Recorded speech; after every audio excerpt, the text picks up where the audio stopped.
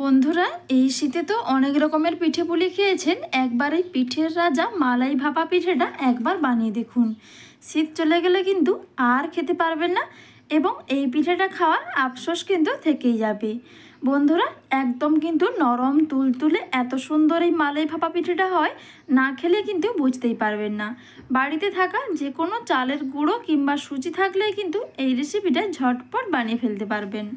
আমি এখানে একটা বাটির মধ্যে নিয়ে নিচ্ছি 1 কাপ পরিমাণ চালের গুঁড়ো। আপনারা চাইলে 1 কাপ পরিমাণ সুজিও নিতে পারেন, তাতেও কোনো অসুবিধে নেই।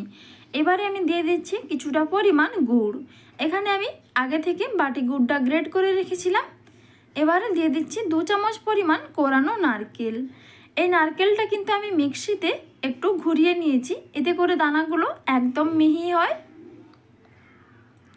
এবারে স্বাদ মতো লবণ দিয়ে দিলাম, আর দিয়ে দিচ্ছি এখানে এলাচের গুঁড়ো। এলাচ এবং চিনি একসাথে গুঁড়ো করে রেখেছিলাম, সেটা 1 চিমটে দিয়ে দিলাম। এবারে আমি জলটাও আপনাদের ঠিকভাবে বুঝিয়ে দেব। 1 কাপ পরিমাণ জল নিয়েছি, অল্প অল্প করে জল দিয়ে মেখে নেব। 1 কাপ চালের গুঁড়োতে কিন্তু অনেকগুলো পিঠে বানানো যাবে। দেখতে থাকুন বন্ধুরা, এই চালের গুঁড়ো কিন্তু অনেক পরিমাণে জল টানে।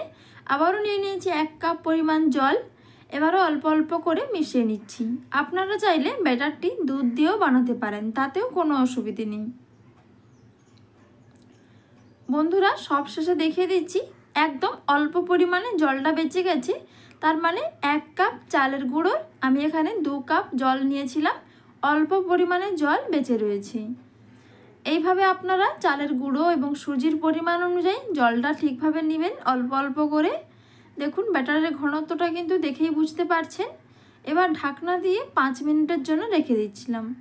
5 মিনিট পর ঢাকনাটা খুলে আবারও একটু নাড়াচাড়া করে ফেটিয়ে নিচ্ছি। একদম কিন্তু গুলানোটা মিহি হয়েছে।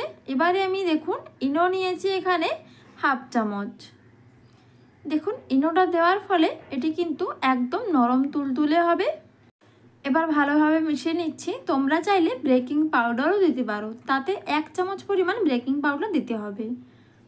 এবারে আগে থেকে তেল ব্রাশ করে রাখা ছোট ছোট বাটির মধ্যে আমি ব্যাটারটা 1 হাতা করে দিয়ে দিচ্ছি।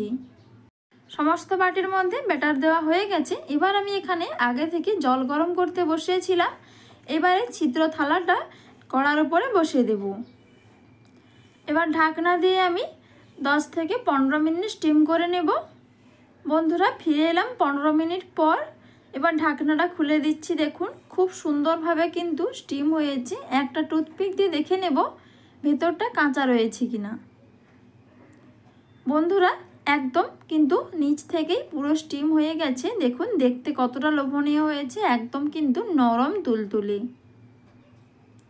দেখেই বুঝতে পারছেন কতটা নরম তুলতুলে হয়েছে। এবার একটা প্লেটের মধ্যে সমস্তটা তুলে সাজিয়ে নিচ্ছি।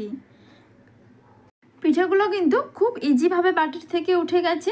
এবার এই পিঠেটা আরও সুস্বাদু বানানোর জন্য আমি এখানে কড়াইতে দিয়ে দিচ্ছি 1/2 কাপ পরিমাণ চিনি। চিনিটাকে আমি ক্যারামেল বানিয়ে নেব। লো মিডিয়ামে 4-5 মিনিট রেখে দিলেই এইভাবে দেখুন আস্তে আস্তে চিনিটা গলে যাওয়া শুরু করেছে। এইভাবে লো মিডিয়ামে আরও 4 থেকে 5 মিনিট রেখে দিলে দেখুন খুব সুন্দর একটা ক্যারামেল রেডি হয়ে যাবে। বন্ধুরা, চিনিটা একদম গলে গেছে। এবার আমি এখানে দিয়ে দিচ্ছি লিকুইড দুধ। দুধ দেওয়ার সাথে সাথে চিনিটা কিন্তু ডালা বেঁধে যেতে পারে, এতে ভয় পাওয়ার কোনো প্রয়োজন নেই। যখন দুধটা খুব ভালোভাবে ফুটে গরম হয়ে যাবে তখন কিন্তু চিনির ডালাগুলো আস্তে আস্তে গলে যাবে। দেখুন বন্ধুরা, চিনির ডালাটা কিন্তু অনেকটাই গলে গেছে, আর সামান্য একটু রয়েছে। এবার আমি 2টো এলাচ দানা দিয়ে দিলাম, এতে বেশ ফ্লেভারটা দারুণ আসবে। আর দিয়ে দিলাম কোরানো নারকেল 2 চামচ। ফ্রেশ নারকেলটা এখানে ব্যবহার করবেন, এতে স্বাদটা দুর্দান্ত হয়। এবার আমি 2 থেকে 3 মিনিট ফুটিয়ে একটু ঘন করে নেব। দেখতেই পাচ্ছেন বন্ধুরা, এখন কিন্তু আমার মালাইটা একদম ঘন হয়ে গেছে। এবার আমি গরম থাকা অবস্থায় সাজিয়ে নেওয়া পিঠের উপর দিয়ে দেব। বন্ধুরা, এই গরম গরম মালাই পিঠের উপর দিলে পিঠেটা কিন্তু আরও নরম তুলতুলে হবে এবং খেতে কিন্তু দারুণ টেস্টি হবে। ওপর থেকে কালো কিশমিশ দিয়ে সাজিয়ে নিলাম। দেখুন বন্ধুরা, দেখতে কতটা লোভনীয় লাগছে না? খেতেও কিন্তু দারুণ হবে এই পিঠেটা। বন্ধুরা রেসিপিটা কেমন লাগলো অবশ্যই কমেন্ট বক্সে কমেন্ট করে জানাবেন, এবং রেসিপিটি ভালো লাগলে অবশ্যই কিন্তু বন্ধুদের সাথে শেয়ার করে দেবেন, এবং আমার চ্যানেলে সাবস্ক্রাইব করে পাশে থাকা বেল আইকনটি প্রেস করে দেবেন এরকম আরও নিত্য নতুন রেসিপির আপডেট সবার আগে পাওয়ার জন্য। সবাই ভালো থাকুন, সুস্থ থাকুন। পুরো রেসিপিটি দেখার জন্য আপনাদের অসংখ্য অসংখ্য ধন্যবাদ।